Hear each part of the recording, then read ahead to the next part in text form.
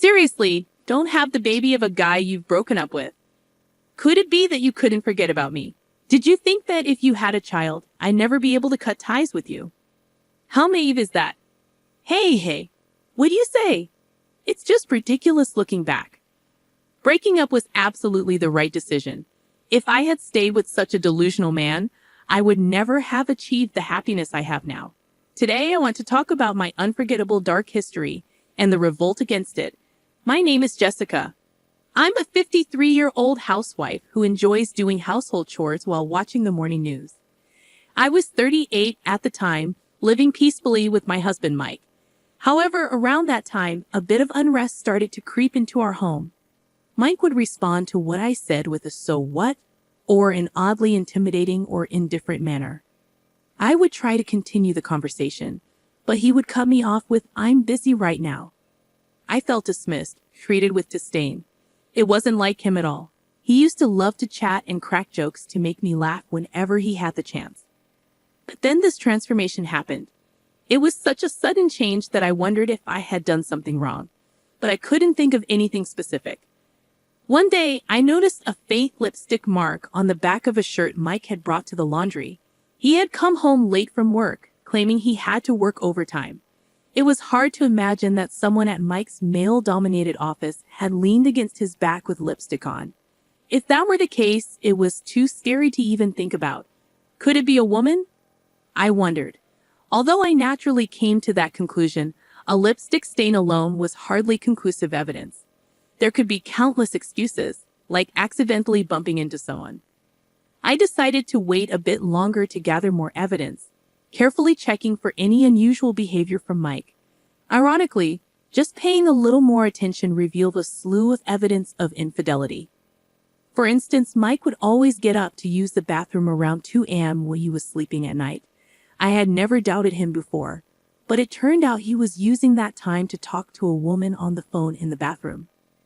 There were also instances when I found long strands of hair inside his suit jacket, and sometimes, upon closer inspection, his handkerchief seemed to have traces of what appeared to be lipstick.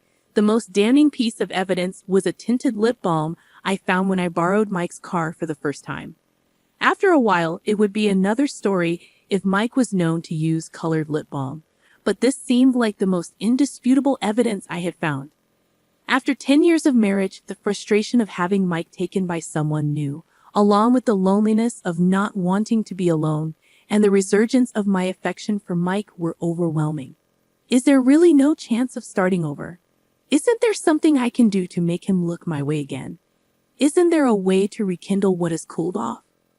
Just as I was pondering these thoughts, the reality of my pregnancy became clear. Needless to say, I thought pregnancy at this timing was a gift from God. We don't have children, and the monotony in our relationship might have been the cause of Mike's affair. Maybe this pregnancy could be the chance for him to change. Holding on to that hope, I brought up the pregnancy to Mike. But then, what the heck? Give me a break. This is such a hassle, let's just break up. I couldn't believe my ears. Well, looking back, I think my judgment and expectations were too naive. The likelihood of a man who's cheating coming back is extremely rare. Life isn't like a TV drama where things just work out smoothly. But back then, I truly believed that since we married out of love, we could surely find our way back to each other. Is that really how you're going to say it? It's your child too. Even for the child, it would be better off for a dad like me not to be around. You've realized it too, right? Seeing Mike's smirking face made my heart skip a beat. That I'm having an affair, pretending not to know about Mike's affair, and hoping the pregnancy would magically fix everything, it felt like I was being pushed off a cliff at that time. I thought if the affair was brought to light, things would get tense, and Mike would never come back. But that was a misjudgment too. I wanted you to find out and did so much to let you, but you never said a word. I was at my wit's end, waiting for you to say, "This is unthinkable. Let's get a divorce." You really made me go through a lot of trouble. You're kidding, right? I wouldn't bother with such a hassle if it were a lie. I have a cute 24-year-old girlfriend now. A 38-year-old about to get fat from pregnancy. I have no use for you anymore. Here, take this as alimony or whatever, just agree on a divorce, he said. After that, I cried for 3 days and nights. Eventually, when Mike stopped coming home, I found the resolve to divorce. 5 years have passed since then. I was afraid of growing old and being single, but fortunately, I remarried my childhood friend Steve, also a divorcee, and we live modestly with our child, Chloe. Steve had been cheated on by his wife too, a fellow survivor of a messy divorce. Being comrades who share the same pain made life with him very comfortable. On our anniversary, he would book a fancy restaurant every year, and for my birthday, he would get me something slightly expensive. I felt cherished. I hoped these days would continue forever. As we celebrated another anniversary this year, it was supposed to be a delightful dinner at our usual upscale restaurant. Wow, Jessica, is that you? The person who gasped upon seeing my face was Mike. What? Why are you here? I couldn't hide my disgust. What a tragedy.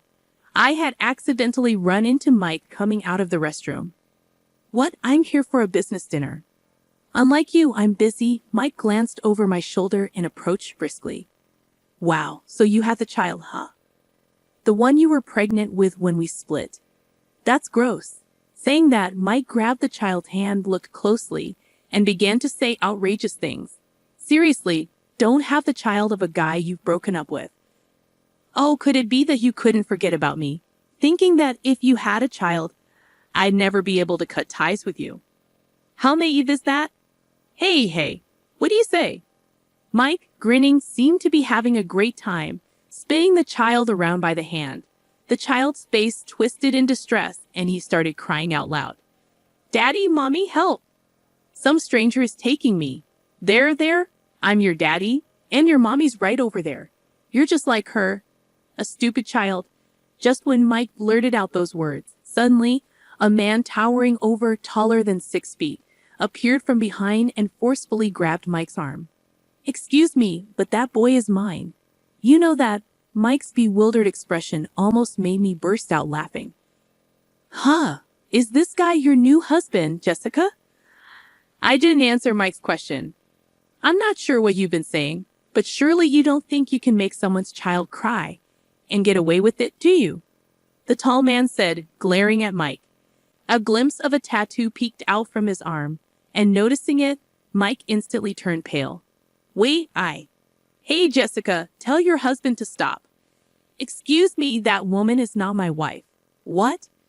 Confused again, Mike glanced back and forth between me, the man, and the screaming child. What? Then who is this child? Before he knew it, Mike's arms were bound by the man. This man is a lunatic repeating nonsense. Someone call the staff. There's a man here harming a child. The man's outcries stirred the restaurant. What a day this turned out to be on such an important anniversary. With a smirk, I thought to myself, it turned out to be quite a memorable day, although unexpectedly. Waiter, over here. I saw this man forcibly grabbing a child's arm. My words left Mike gaping in shock. Wait, Jessica, what? What's going on? Seriously, I don't understand what's happening. As Mike frantically protested, I said, I am not that man's wife, and that child is neither mine nor yours. But he was right behind you. You were blocking the narrow passage to the restroom entrance, standing there like a post, preventing the boy from entering. He was simply following his father to the restroom, and you obstructed him. What? Really? You might want to make people the butt of your jokes, but you should be careful of jumping to conclusions. Why don't you look around a bit more? Shut up. I don't need to be lectured by you. Indeed, my valuable words probably wouldn't reach a suspicious person like you. I'm not a suspicious person. Well, any man who approaches an unknown child, grabs their arm, and then uses baby talk like, I'm your daddy, is undoubtedly suspicious, no matter how you look at it. But that was. And then you tell the woman in front of you, oh, mommy is right there, isn't she? Are you still under the impression that we're married? As I said this with a smirk, Mike turned red with anger and shouted, Don't mess with me. But the louder Mike's voice, the tighter the grip of the man holding him. Ow, ow! Hey man, back off! I'm innocent, innocent. It's undeniable that you made my dear son cry, isn't it? But that was a misunderstanding, I quickly interjected. It's a fact that you misunderstood and assaulted someone else's son on your own accord. Then Mike glared at me and said, "You jerk." Yikes, getting glared at by a suspicious person. How scary. I responded sarcastically, with a hint of mock fear in my voice. This seemed to irritate Mike even more, and he began to struggle wildly against the man restraining him. "Thinking you and I are still a couple, huh? Or could it be you haven't forgotten about me?" I taunted him with the same accusation he had thrown at me earlier. Predictably, Mike got angry, and sensing the danger, the tall man quickly pinned him to the floor. "If you thought you could escape from me, you're sorely mistaken."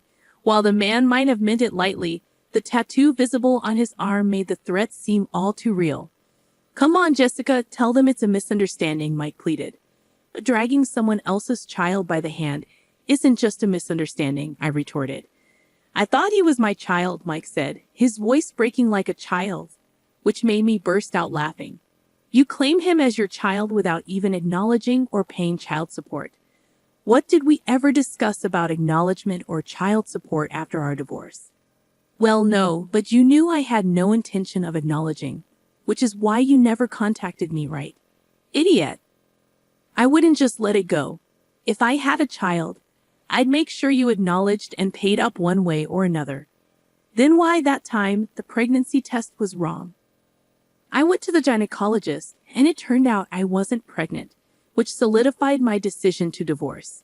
Yes, during those 3 days when the topic of divorce came up, and Mike stopped coming home, it's true that I spent that time crying. But considering I might have had a child, I couldn't just divorce without clarification, so I first went to the gynecologist. I wanted to sort out alimony, child support, and future living expenses in my head. Even if we were going to divorce, if avoiding the divorce would benefit the child, I was prepared to endure. However, at the gynecologist, there were no signs of pregnancy, but they did find a tumor on my ovary. During the surgery for that, I happened to share a room with Steve's mother. Steve and I were childhood friends, so I knew his parents well. Reuniting with Steve during his visits, we became close again. At one point, I thought of the pregnancy as a blessing from God to make things work with Mike, but in reality, it brought me to someone who made me realize that parting ways with Mike was the right decision. It also led to the early detection of my illness, and despite having one ovary removed last year, I gave birth to Chloe, my child with Steve. It may seem like I've been through a lot, but in truth, it's all been for the best. Upon learning everything, Mike turned pale and muttered, "No way. I got dumped by that woman." Needless to say, I couldn't help but laugh. Well, it's no surprise a young woman wouldn't want to be with an aging man like him. At that moment, a police officer appeared. It seems someone from the restaurant had called them. Mike received a stern warning from the police, and it seems the misunderstanding was cleared up. He apologized profusely to the child's family, which prevented the situation from escalating. The scolding from the police seemed to have hit him hard. He even came to apologize to me. Since Mike doesn't know where I live now, he actually went to my parents' house to express his apologies to my mother. He admitted that the way we parted was the worst and that he was wrong. Aging, having been abandoned by his affair partner, and finding himself increasingly isolated, the recent incident seemed to have broken him, leaving him to feel the loneliness of having no one to comfort him. Well, it's too late for apologies now, as far as I'm concerned. I continue to ignore Mike. Honestly, if we hadn't met there, I probably would have gradually forgotten about him altogether. By the way, Steve noticed I hadn't returned to our table for a while and came to the restroom to check on me. However, he decided to watch from the shadows, thinking this might be Jessica's first and last chance to get back at Mike. Of course, I was ready to jump in if anything happened, but that guy restraining Mike was just too strong. That guy apparently used to live in Mexico and was the captain of a football team there, I mentioned. No wonder he's strong, I guess. I had no role to play there. I was seriously scared. Thought he was from some dangerous profession or something. he said with a laugh, and I couldn't help but laugh along with him. Normally, one might say something like, "Not very manly of you." But Steve doesn't have to deal with Mike, and I believe it was a problem I needed to resolve myself. I acknowledged that I lacked strength during the divorce. In the end, I simply went along with the divorce as Mike wished and received a standard amount of alimony from Mike and his affair partner. Reality doesn't always progress like a fairy tale, so getting an exorbitant alimony was out of the question, and I had lost the strength to fight back. But I believe I finally became truly strong by standing up to him with unwavering resolve. In the end, now I can proudly face Steve and Chloe. Coincidentally, this year's anniversary became a new beginning for me, and now with Steve becoming a freelance architect and his income doubling, I quit my part-time job and am enjoying life as a relaxed housewife. When I ask Chloe, who's somewhat in a rebellious phase, to do something, she complains, but when I stay silent, she quietly helps out. This trait of hers is something that only Steve and I secretly find irresistible. Though Chloe is our only child due to a late pregnancy, our family of 3 and our 2 dogs live a life that's lively, perhaps too much so.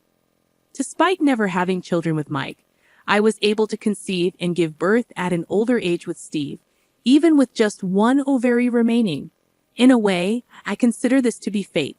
As a child, I secretly dreamed of marrying that special someone destined just for me, and who would have thought that dream would come true with a second marriage? Sometimes I allow myself to indulge in such dreamy thoughts. With these reflections, I cherish the ordinary days that come my way, days that are anything but ordinary, filled with love and gratitude.